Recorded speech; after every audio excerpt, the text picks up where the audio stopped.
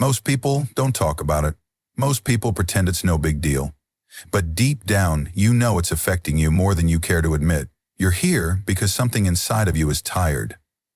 Tired of being stuck in a cycle. Tired of chasing a temporary high that always ends in guilt. You keep telling yourself it's just a habit, that you'll stop someday. But days turn into weeks, weeks into years, and slowly, without even realizing it, that habit is controlling you. You know the feeling. You feel it every time you finish, the shame, the regret, the emptiness. You sit there, wondering, why did I do it again?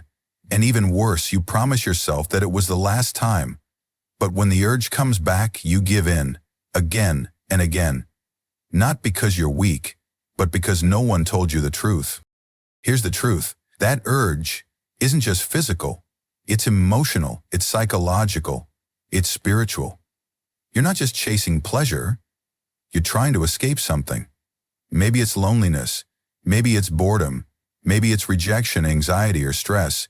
But every time you run to that screen, to that fantasy, you're training your brain to cope with pain through pleasure. You're teaching yourself to avoid discomfort instead of growing through it. And you wonder why your motivation is fading, why your energy is low, why your drive is disappearing. It's because you're draining your life force on something that gives you nothing in return. You're spending your time, your strength, your confidence on pixels that don't even know your name. You think it's harmless, but it's stealing your potential. You were meant to lead, to build, to conquer. But how can you lead when you're addicted to hiding? How can you build when your foundation is built on guilt and escape? You were never meant to be a slave to your urges. You were created to master them. When you stop, everything begins to change. Your focus sharpens, your energy returns, your confidence rises. You look people in the eye instead of looking down in shame. You walk with purpose instead of dragging your feet. Because you're no longer wasting your power. You're reclaiming it. There's a version of you that's waiting to be unlocked. A version that wakes up early, that trains hard, that builds businesses, that speaks with authority, that creates change in the world. But that version will never come alive as long as you keep feeding the weak version with fake pleasure. You can't be both addicted to comfort and committed to greatness. You have to choose. Yes, it's hard to quit. Yes, the urges are strong. But guess what? So are you. You've fought battles before. You've faced challenges and survived. You've got strength in you that hasn't even been tapped yet. And every time you resist, every time you say no, you're growing that strength. You're training discipline. You're building self-control. And those qualities don't just help you quit this habit. They help you in every area of life.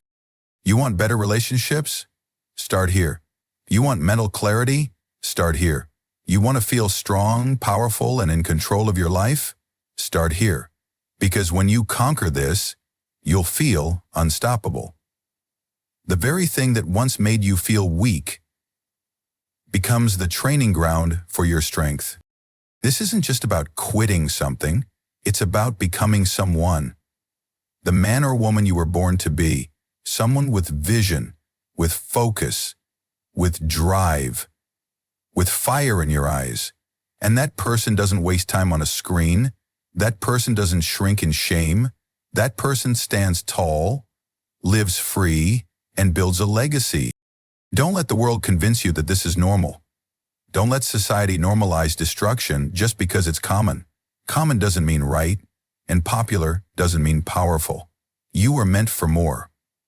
You can feel it, can't you? That calling inside? That whisper that says you're meant for greatness? Listen to it, follow it, feed it, starve the weakness, starve the distraction. You are not your past. You are not your mistakes. You are the choices you make today. And today, you can choose power over pleasure, purpose over comfort, discipline over desire. Today, you can rise. So make a decision. Not tomorrow, not next week, not when the urge passes. Now, make a decision to break the cycle, to become more, to own your life, because you deserve freedom. You deserve clarity. You deserve the strength that's been buried under shame. And when you rise, others will notice. You'll become an example, a leader, a light in a world that's lost in darkness.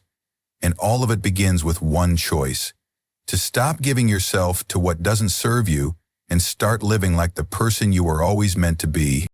The battle is yours, and you were born to win.